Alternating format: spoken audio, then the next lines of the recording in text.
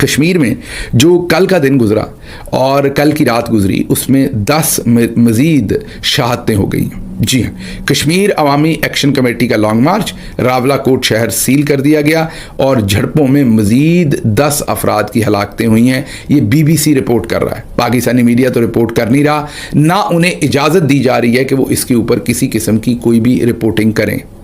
International media हमें बता रहा है कि 10 कम से कम जो हैं वो पिछली रात में शहादतें और हलाकतें हुई हैं और कई हफ्तों से जारी ये जो क्रैकडाउन और सब कुछ है इसमें अभी तक कम से कम जो लाशें मिली हैं, ये ज़हन में रखिएगा, कम से कम जो लाशें मिली हैं वो 28 हलाकतें हो चुकी हैं। बहुत सारी लाशें छुपा ली गई हैं, बहुत सारे लोगों को गायब कर लिया गया है, ये कश्मीरी एक्शन कमेटी का कहना है और उनकी ना लाशें दी जा रही ना उनका नंबर दिया जा रहा है। लेकिन जो नंबर नोन है वो 28 के करीब अभी तक लोगों को मार दिया गया है। हमने पिछले ही व्लॉग में आपको बताया था कि लग रहा है कि एक नया 9 मई करने की कोशिश की जा रही है, कश्मीर के अंदर कत्लो गारत करने की कोशिश की जा रही है। अब देख लीजिए जो खबरें आ रही हैं उससे पता चल रहा है कि एक खून का मुकम्मल बाजार वहां पर गर्म कर दिया है। आगे बढ़ते हैं। बारिश रुक रही है, अब से थोड़ी देर बाद काफिला मुजफ्फराबाद के लिए रवाना होगा। आज इंशाल्लाह 41 दिन बाद रावलाकोट का मुहासरा हम तोड़ेंगे। मेंबर कोर कमेटी आबद असलम कश्मीरी, ये उन्होंने खिताब किया।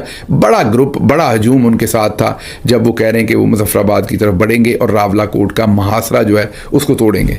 उसके बाद पाकिस्तानी फोर्सेस का ये एहलकार रावलाकोट धरने से पकड़ा गया, जो अपनी जुबान से एतराफ़ कर रहा है कि हमें हमारे सीनियर्स ने इंडियन करेंसी नोट देकर धरने में भेजा था ताकि जम्मू कश्मीर अवामी एक्शन कमेटी को इंडियन और रा का एजेंट साबित किया जा सके।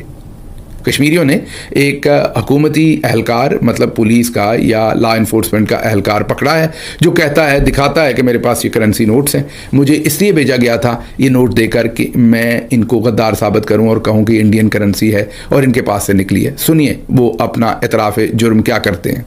मैं तो शाम है, 27 मेरा बेल्ट नंबर है, मैं इस्लामाबाद पुलिस का मुलाजिम हूँ और मैं रावलाकोट ड्यूटी कर रहा हूँ। ये नोट मुझे मेरे एक सीनियर ने दिए हैं ताकि मैं ये किसी जो कमेटी का बंदा है वहाँ जल्द से मैं इसको ड्रॉप करूँ और मैं यहाँ पे इनके पास हूँ। इन्होंने मुझे कोई मारा नहीं है, तशद्दुद नहीं किया मुझ पर।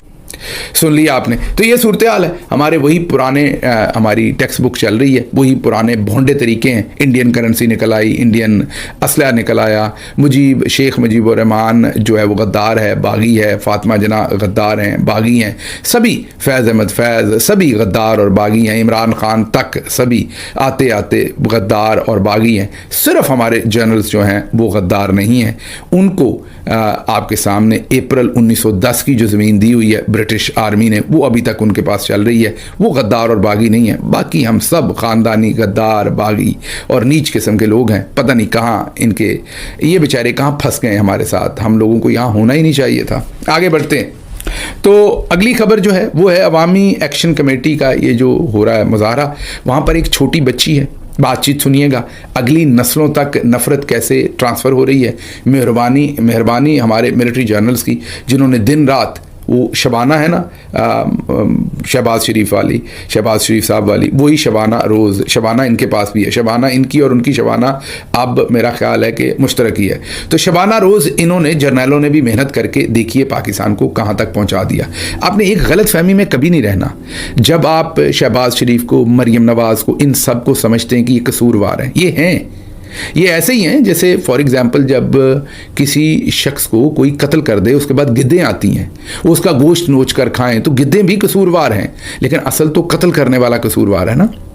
तो ये वो गिद्दे हैं जो जब जमहूरियत का, मेरिट का, किसी चीज़ का भी कत्ल होगा तो ये जो चंद अशराफिया के घराने हैं ये आकर नोचेंगे उस गिरे हुए शख्स की लाश को या कौम को, जो भी आपने कहना है। लेकिन असल में जो हमारे मिलिट्री जर्नल्स हैं वो इस सारे गंदे काम की जड़ हैं। तो ये बच्ची क्या कह रही है, सुनिए। देना चाहती हूँ कि हुकूमत पाकिस्तान ने हमें दहशतगर्द और कलअदब करार दे दी है और क्योंकि हम 1 महीने से इधर बैठे हैं, हमारा एहतजाज कर रहे हैं और ये कह रहे हैं दहशतगर्द क्या तालीम मांगते, क्या अपनी मियारी तालीम मांगते, क्या अस्पताल मांगते, दहशतगर्द तो क्लैशनकोफ मांगते, पिस्तौल मांगते, असला बारूद मांगते। मैं यही कहना चाहूंगी कि क्यों पाकिस्तानी मीडिया क्यों बिल्कुल खामोश है ना, उल्टी गंग है, बिल्कुल हमारा नाम ही नहीं ले रही। और जब भी लेती है तो कहते हैं दहशतगर्द है। कश्मीर सुन लिया आपने, छोटे बच्चे हैं, वो आपको क्या पैगाम वहाँ से दे रहे हैं। जाहिर है कुछ ना कुछ पेरेंट्स ने सिखाया भी होगा, मैं ये नहीं कह रहा, छोटे बच्चे उन्हें जो ट्रेनिंग दी जा रही वो वही बोल रहे हैं, लेकिन चलें पेरेंट्स सिखा भी रहे हैं लेकिन बच्चे सीख तो रहे हैं ना। ये मामला अगली नस्ल तक जा रहा है। मेरी समझ से बाहर है कि हमारे चौधरी साहब को फिर भी अकल क्यों नहीं आ रही।